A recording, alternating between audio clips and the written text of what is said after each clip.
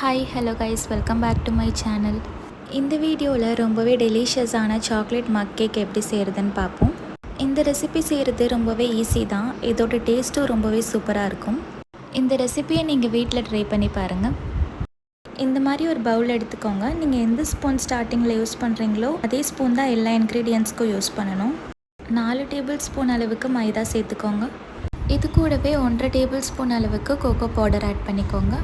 உங்ககிட்ட cocoa powder இல்லைன்னா chocolate பிஸ்கெட்டை கூட பவுடர் பண்ணி யூஸ் பண்ணிக்கலாம். 1/4 டேபிள் ஸ்பூன் அளவுக்கு பேக்கிங் சோடா, 1/4 டேபிள் ஸ்பூன் அளவுக்கு பேக்கிங் பவுடர் ஆட் பண்ணிக்கோங்க. ஒரே ஒரு பிஞ்ச் ஆஃப் சால்ட் ஆட் பண்ணிக்கோங்க. 2 டேபிள் ஸ்பூன் அளவுக்கு சுகர் ஆட் பண்ணிக்கோங்க. உங்களுக்கு சுகர் அதிகமாக வேணும்னா எக்ஸ்ட்ராவாக 1 டேபிள் ஸ்பூன் ஆட் பண்ணிக்கோங்க. இப்போ ஒரு 2 டேபிள் ஸ்பூன் அளவுக்கு ஆயில் ஆட் பண்ணிக்கோங்க. உங்ககிட்ட பட்டர் இருந்துச்சுன்னா நீங்கள் அதை கூட யூஸ் பண்ணிக்கலாம். இப்போ இந்த இன்க்ரீடியன்ட்ஸ் எல்லாம் நல்லா மிக்ஸ் பண்ணிக்கோங்க.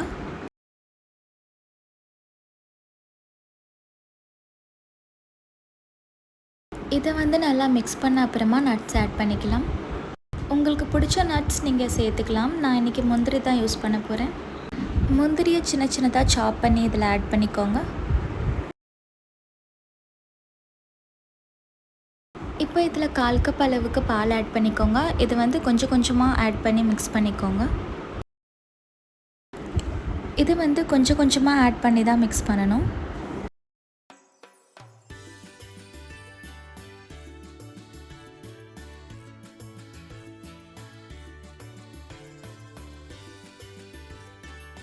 இந்த பேட்டரை ஒரே டைரெக்ஷனில் மிக்ஸ் பண்ணுங்கள். ஒரே டைரெக்ஷனில் தான் மிக்ஸ் பண்ணணும்.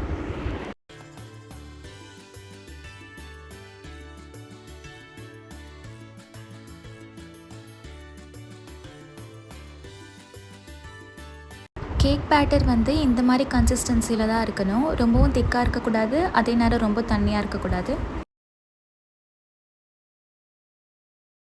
இப்போ இந்த மாதிரி ஒரு மக் எடுத்துக்கோங்க. இதில் நம்ம கேக் பேட்டர் ஆட் பண்ணிக்கலாம்.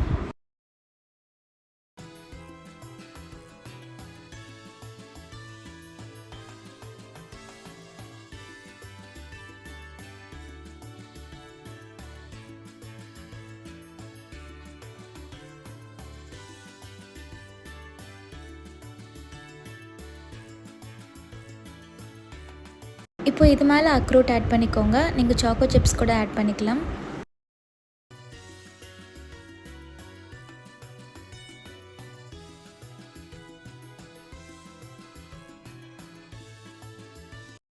இப்போ இட்லி பாத்திரத்தில் 2 கப் அளவுக்கு தண்ணி ஆட் பண்ணிவிட்டு ஒரு சின்னதாக ஒரு பாத்திரம் வச்சுருங்க. இப்போ இது மேலே மக் எடுத்து வச்சுருங்க.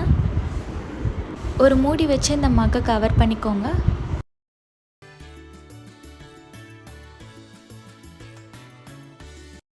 இப்போ இது 35 to 40 மினிட்ஸ் நீங்கள் பேக் பண்ணணும்.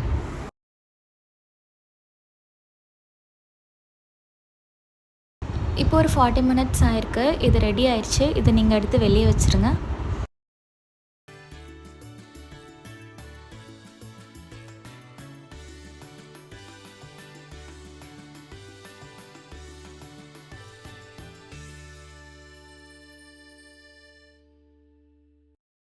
ஒரு டூத்பிக் வச்சு இந்த மாதிரி குத்தி பாருங்கள். டூத்பிக்கில் ஒட்டாமல் வந்துச்சுன்னா கேக் நல்லா வெந்துருச்சுன்னு அர்த்தம்.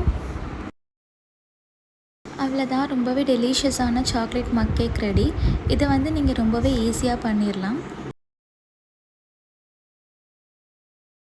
உங்களுக்கு இந்த வீடியோ பிடிச்சிருந்துச்சுன்னா லைக் பண்ணுங்கள், ஷேர் பண்ணுங்கள், சப்ஸ்கிரைப் பண்ணுங்கள்.